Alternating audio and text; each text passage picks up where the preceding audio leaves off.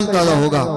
کیا فرماتے ہیں؟ پانی نہ ملے فصلیں اجڑ جاتی ہیں، صحابہ کی محبت نہ ملے عقلیں اجڑ جاتی ہیں، اہل بیت کی محبت نہ ملے نسلیں اجڑ جاتی ہیں، تاجدار ختم نبوت کی محبت نہ ملے اصلیں اجڑ جاتی ہیں. الحمدللہ ثم الحمدللہ اہل سنت والجماعت کا یہ مبارک عقیدہ تمہیں بھی مبارک ہو. اللہ رب العالمین کا فضل ہے کہ مالک کریم نے کتنا پیارا ہمیں عقیدہ عطا فرمایا ہے. ہماری نسلیں بھی آباد ہیں، ہماری عقلیں بھی آباد ہیں اور ہماری نسلیں بھی آباد ہیں الحمدللہ. تو انہی اشعار کے ساتھ میں دعوت محبت دیتا ہوں. خطاب ہمارے آج کے اس پروگرام ماہانہ ختم قادریہ شریف میں معزز مہمان تشریف لائے تمام مہمانوں کو ہم دل کی ادا گہرائیوں سے خوش آمدید کہتے ہیں. بالخصوص ہمارے جامعہ کے جتنے بھی اساتذہ جو جلوہ افروز ہیں، تمام کا آنا اللہ رب العالمین اپنی بارگاہ میں قبول فرمائے اور ہم ان کا تہ دل سے شکر گزار ہیں. اور ساتھ ہی حضرت علامہ مولانا قاری صداقت چشتی صاحب جو خطیب پاکستان ہے، آپ بھی تشریف لائے، ہم ان کو بھی دل کی اتھاہ گہرائیوں سے خوش آمدید کہتے ہیں. اور آج کے اس پروگرام کی جو صدارت فرما رہے ہیں محترم جناب الحاج منیر احمد صاحب، آپ سیر صدارت فرما رہے ہیں، ان کے آپ بھی تشریف لائے، ہم ان کو بھی دل کی اتھاہ گہرائیوں سے خوش آمدید کہتے ہیں. تو آئیے نعروں کی گونجوں میں آپ نے استقبال کرنا ہے. نعرہ تکبیر، بابا سے بولا نعرہ تکبیر، نعرہ رسالت، نعرہ رسالت، نعرہ تحقیق، نعرہ حیدری، نعرہ غوثیہ، تاجدار ختم نبوت، تاجدار ختم نبوت. لبیک لبیک لبیک یا رسول اللہ، لبیک لبیک لبیک یا رسول اللہ، لبیک لبیک لبیک یا رسول اللہ. تاجدار ختم نبوت. دعوت محبت دیتا ہوں حضرت علامہ مولانا مفتی عزیز جہاں مظہری صاحب، آپ تشریف لائیں اور ہمارے قلوب و اذان کو منور فرمائیں. جناب قبلہ مفتی عزیز جہاں مظہری.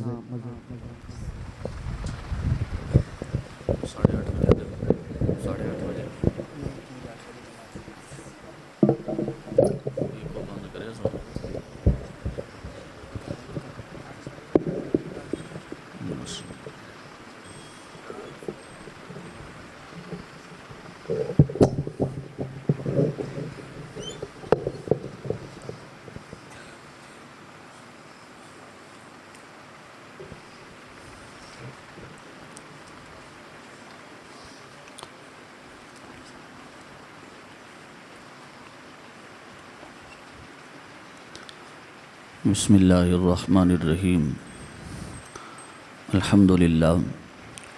الحمدللہ رب العالمین والصلاة والسلام علی اشرف الانبیاء والمرسلین وعلی آلہ واصحابہ وازواجہ وذریتہ اجمعین. اما بعد فقد قال اللہ تبارک و تعالی فی شان حبیبہ مخبرا وآمرا ورفعنا لک ذکرک. صدق اللہ العظیم. ان اللہ وملائکتہ یصلون علی النبی یا ایہا الذین آمنوا صلوا علیہ وسلموا تسلیما. الصلاۃ والسلام علیک یا سیدی یا رسول اللہ وعلی آلک واصحابک یا سیدی یا حبیب اللہ. خشک شاخوں کو وہ تازہ گلاب دیتے ہیں، عہد پیری کو وہ پھر سے شباب دیتے ہیں. پڑھ لے درود ان پر غفلت نہ کر، خدا کی قسم تیرے سلام کا وہ اب بھی جواب دیتے ہیں. الصلاۃ والسلام علیک یا سیدی یا نبی اللہ وعلی آلک واصحابک یا سیدی یا خاتم النبیین. ہر ابتدا سے پہلے، ہر انتہا کے بعد ذات نبی بلند ہے ذات خدا کے بعد، اور دنیا میں احترام کے قابل ہیں جتنے لوگ، میں سب کو مانتا ہوں مگر مصطفیٰ کے بعد۔ غریبم یا رسول اللہ غریبم، ندارم در جہاں جستو حبیبم، بری نازم کے ہستم امت تو، گناہ گارم ولیکن خوش نصیبم، عشق و محمد مذہبی وحبہ ملتی وطاعتہ منزلی۔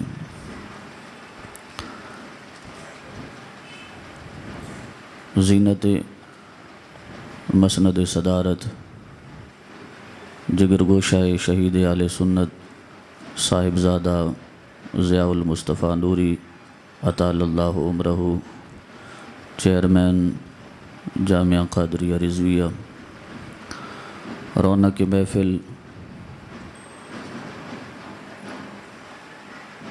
نہایت ہی عزتوں کے لائق صاحبزادہ عطاء المصطفیٰ نوری رحمہ اللہ تعالیٰ کے دیرینہ ساتھی محترم المقام علامہ محمد منیر احمد نورانی صاحب، چیئرمین میلاد کمیٹی، اور حضرت علامہ مولانا محمد صداقت علی چشتی صاحب زید شرفہ، اس ادارے کی پہچان اور شان مولانا قاری نیاز احمد صاحب زید شرفہ۔ آج کی اس بزم پروقار کا عنوان ہے رفعت ذکر مصطفیٰ کا معنی و مفہوم۔ مختصر سے وقت میں اس کا مفہوم سمجھانے کی کوشش کروں گا، توجہ کے ساتھ سماعت فرمائیں گے تو انشاءاللہ کافی فائدہ ہوگا اور بات بھی سمجھ آئے گی۔ رب ذوالجلال نے اپنے محبوب کریم صلی اللہ علیہ وآلہ وسلم کے ذکر پاک کو وہ رفعتیں، وہ بلندیاں عطا کی ہیں کہ انسانی عقل اس کا تصور ہی نہیں کر سکتی۔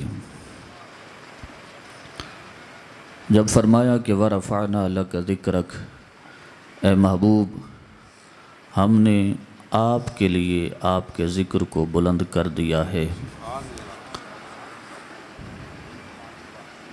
یہاں ایک بات بڑی قابل غور ہے کہ اگر اللہ پاک یہ فرماتا کہ اے محبوب ہم نے آپ کے ذکر کو بلند کر دیا ہے، بات تب بھی مکمل تھی،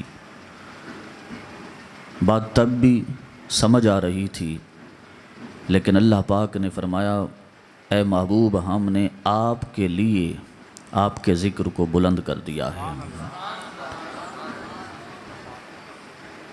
اس جملے میں اللہ پاک نے جو چاشنی رکھی ہے وہ بڑی قابل غور ہے کہ کوئی بھی شخص جب کسی دوسرے شخص کو عزت دیتا ہے تو وہ عزت دیتے ہوئے اسے کہتا ہے کہ تیری ذات کے لیے میں نے یہ کام کر دیا ہے۔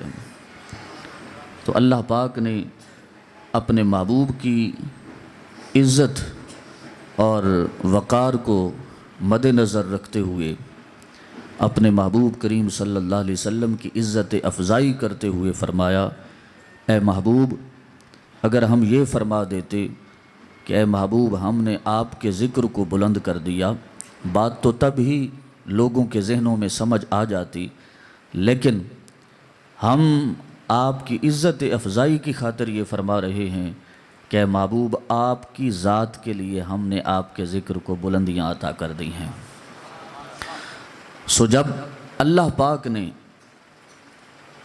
محبوب کے ذکر کو بلندیاں عطا کر دی ہیں تو اب اللہ پاک نے اس کی وضاحت یہ نہیں فرمائی کہ کس وقت سے لے کر کس وقت تک ہم نے اپنے محبوب کے ذکر کو رفعتیں عطا کی ہیں، کسی زمانے کی قید نہیں لگائی کہ اس زمانے سے لے کر فلاں زمانے تک ہم نے اپنے محبوب کے ذکر کو بلندی عطا کی ہے، کسی قسم کی کوئی قید نہیں، مطلقاً فرمایا، جس سے پتہ یہ چلتا ہے کہ جب سے ذات خدا ہے، جب سے ذات خدا ہے، پتہ چلا اس وقت سے رب ذوالجلال نے اپنے محبوب کے ذکر کو بلندیاں عطا کر دی ہیں۔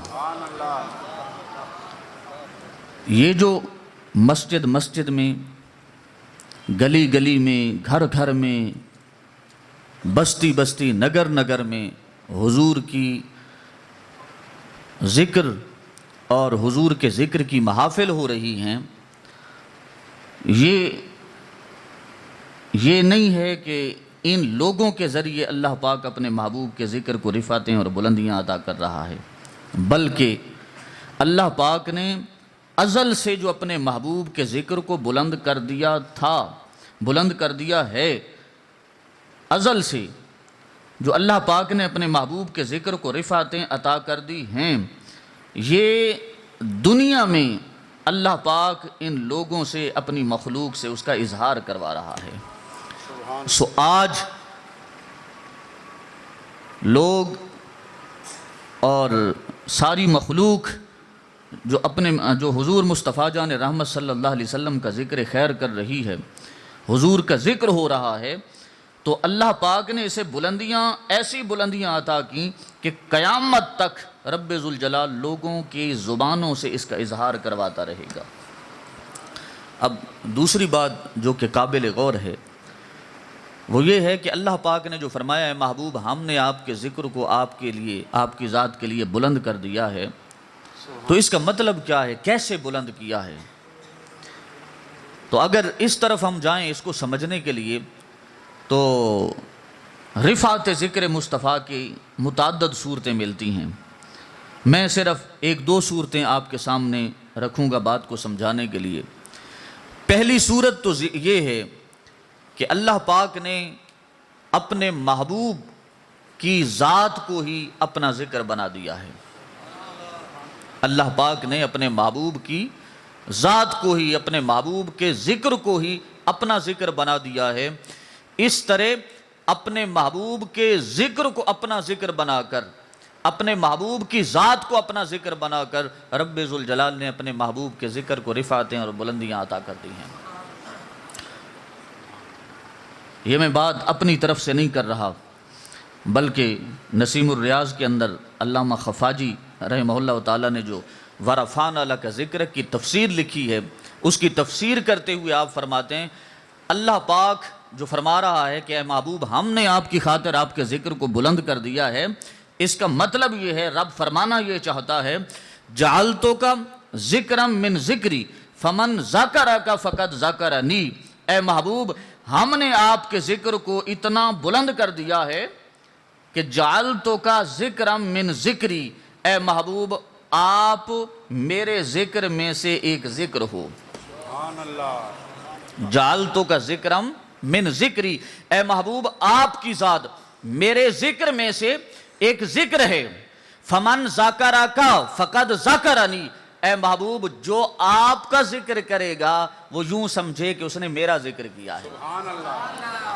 جو آپ کا ذکر کرے گا وہ یوں سمجھے کہ اس نے آپ کا نہیں میرا ذکر کیا ہے۔ سو رب ذوالجلال نے اپنے محبوب کے ذکر کو اپنا ذکر بنا کر اپنے محبوب کے ذکر کو رفعتیں اور بلندیاں عطا کر دی ہیں۔ اور اس کی یہ جو علامہ خفاجی رحمہ اللہ تعالیٰ نے قرآن کی اس آیہ کریمہ کی یہ جو تفسیر کی ہے، اس کی تائید میں اگر ہم قرآن کی آیات کو دیکھیں تو اس کی تائید میں قرآنی آیات ملتی ہیں۔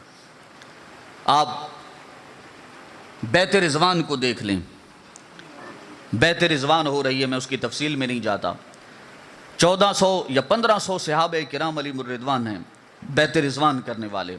حضور علیہ الصلوۃ والسلام کے دست پاک پہ صحابہ کرام اپنا اپنا ہاتھ رکھ رہے ہیں۔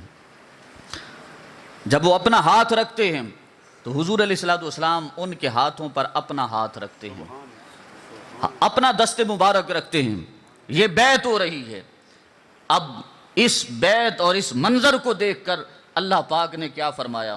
اللہ پاک فرماتا ہے ان الذین یبایعونک انما یبایعون اللہ ید اللہ فوق ایدیہم ان الذین یبایعونک انما یبایعون اللہ. اے محبوب یہ جو آپ کی بیعت کر رہے تھے یہ آپ کی نہیں بلکہ اللہ کی بیعت کر رہے ہیں. انما یبایعون اللہ یہ جو آپ کی بیعت کر رہے ہیں یہ اللہ کی بیعت کر رہے ہیں اور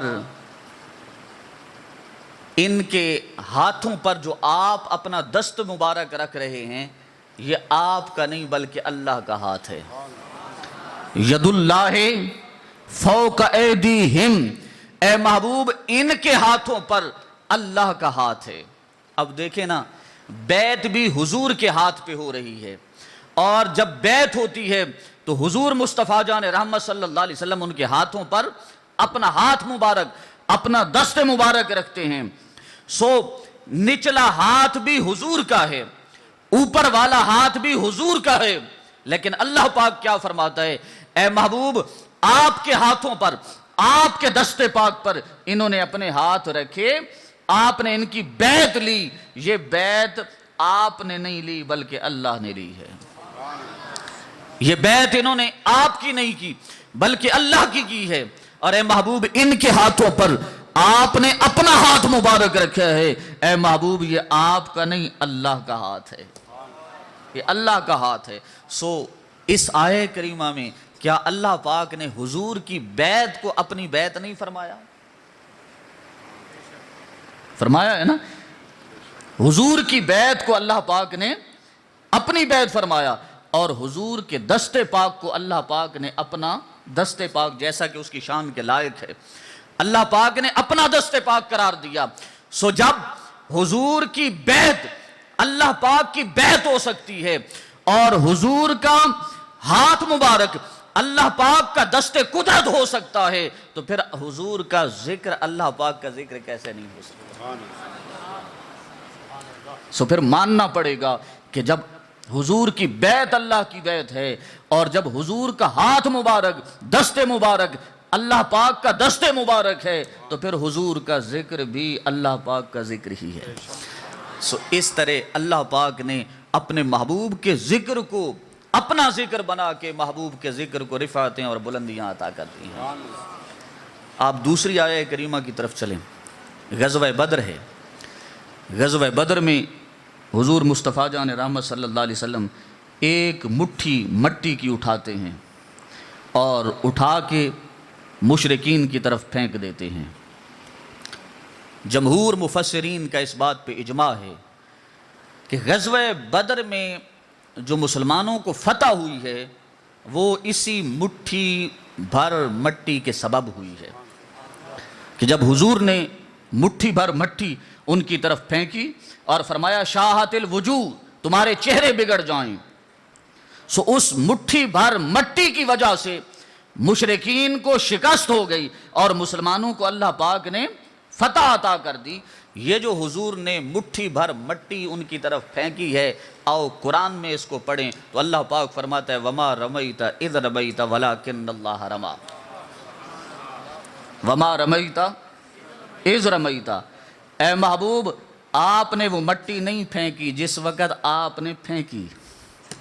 وما رمیت اذ رمیت آپ معنی کی طرف غور کریں. وما رمیت اذ رمیت اے محبوب آپ نے نہیں پھینکی جب آپ نے پھینکی. اے محبوب جب آپ نے وہ مٹی پھینکی تو آپ نے نہیں پھینکی پھر کس نے پھینکی؟ اللہ پاک فرماتے ہیں ولکن اللہ رما بلکہ وہ مٹی تو اللہ نے پھینکی ہے. اب ہاتھ حضور کا ہے دست مبارک حضور کا ہے فعل حضور کا ہے پھینکنے والا. حضور اپنے ہاتھ مبارک کو استعمال فرما کر اپنی مٹھی میں مٹی اٹھا کر حضور مشرکین کے چہروں پہ ڈال رہے ہیں ان کی طرف پھینک رہے ہیں اور شاہت الوجوہ فرما رہے ہیں. حضور کا پھینکنا اللہ پاک نے فرمایا محبوب آپ کا نہیں یہ اللہ کا پھینکنا ہے. سو جب حضور کا مٹی پھینکنا اللہ پاک کا مٹی پھینکنا ہو سکتا ہے تو پھر حضور کا ذکر اللہ پاک کا ذکر کیسے نہیں ہو سکتا؟ سو پھر ماننا پڑے گا کہ جیسے حضور کا مٹی پھینکنا اللہ پاک کا مٹی پھینکنا بن جاتا ہے، تو پھر حضور کا ذکر بھی اللہ پاک کا ذکر بن جاتا ہے۔ سو اس انداز کے ساتھ اللہ پاک نے اپنے محبوب کے ذکر کو رفعتیں اور بلندیاں عطا کر دی ہیں۔ آپ ایک اور آیہ کریمہ کی طرف چلے جائیں، قرآن پاک میں اللہ پاک فرماتے ہیں من یطع الرسول فقد اطاع اللہ۔ اس کا شان نزول پڑھیں۔ جب حضور علیہ السلام نے صحابہ کرام کو فرمایا نا کہ میری اطاعت اللہ کی اطاعت ہے اور میری محبت اللہ پاک کی محبت ہے، تو منافقین نے کہا لو جی یہ تو اب رب بننے لگے ہیں، جیسے یہود و نصارہ نے اور نصارہ نے عیسائیوں نے حضرت عیسیٰ علیہ السلام کو اللہ کا بیٹا بنا دیا، اللہ کے ساتھ ملا دیا، یہ تو اب اللہ کی برابری کرنے والے ہیں معاذ اللہ، کہ انہوں نے فرما دیا کہ میری اطاعت اللہ کی اطاعت ہے اور میری محبت اللہ پاک کی محبت ہے۔ جب منافقین نے یہ اعتراض کیا تو اللہ پاک نے قرآن میں اس آیہ کریمہ کو بھیج دیا من یطع الرسول فقد اطاع اللہ۔ اے محبوب یہ جو آپ نے فرمایا ہم اس کی تائید فرما رہے ہیں کہ آپ کی اطاعت ہی دراصل رب کی اطاعت ہے، آپ کی فرما برداری ہی دراصل رب کی فرما برداری ہے۔ سو جب حضور کی فرما برداری، حضور کی اطاعت رب کی اطاعت ہو سکتی ہے تو حضور کا ذکر رب کا ذکر کیسے نہیں ہو سکتا؟ سو ماننا پڑے گا کہ جب حضور کی اطاعت اللہ پاک کی اطاعت ہو سکتی ہے تو حضور کا ذکر بھی اللہ پاک کا ذکر ہو سکتا ہے۔ سو اللہ پاک نے اپنے محبوب کے ذکر کو اپنا ذکر بنا کر اپنے محبوب کے ذکر کو رفعتیں اور بلندیاں عطا کر دی ہیں۔ اب اس کی دوسری صورت کی طرف آئیں کہ دوسری صورت کیا ہے کہ اللہ پاک نے اپنے محبوب کے ذکر کو بلندیاں عطا کی ہیں۔ دوسری صورت یہ ہے کہ اللہ پاک نے اپنے محبوب اللہ پاک نے جب اپنا ذکر کیا نا، اپنا ذکر، تو اپنے ذکر کے ساتھ اپنے محبوب کے ذکر کو بھی ساتھ رکھا، اپنے ذکر کے ساتھ اپنے محبوب کے ذکر کو ساتھ رکھ کے اللہ پاک نے اپنے محبوب کے ذکر کو رفعتیں اور بلندیاں عطا کی۔ کیسے؟ اگر اس آیہ کریمہ کا شان نزول ورفعنا لک ذکرک کا آپ تفسیر بغوی کے اندر محی السنہ حضرت سیدنا امام بغوی رحمۃ اللہ علیہ کی تفسیر میں پڑھیں، آپ نے جو اس کا شان نزول نقل کیا، آپ فرماتے ہیں کہ جب حضور علیہ السلام کے پاس جبریل امین یہ آیہ کریمہ لے کے آئے نا، تو سیدنا ابو سعید خدری رضی اللہ تعالیٰ عنہ فرماتے ہیں کہ حضور نے جبریل امین سے پوچھا اے جبریل یہ جو اللہ پاک نے فرمایا ہے کہ ہم نے اپنے اے محبوب ہم نے آپ کی خاطر آپ کے ذکر کو بلند کر دیا، تو اس کی صورت کیا ہے، اس کی حیت کیا ہے، اللہ پاک نے کیسے میرے ذکر کو بلندی عطا کی ہے؟